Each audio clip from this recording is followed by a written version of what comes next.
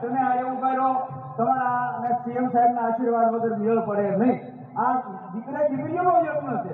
હાલો 5 કરોડના મહાભૂમિદાતા અજયભાઈ તમે આગળ વધો. અજયલાલ તમે આવો આગળ. બસ કરંટની જરૂર છે. આમાં શું છે? જય યોગેશ્વરી, યોગેશ્વરમાં માને જય યોગેશ્વર.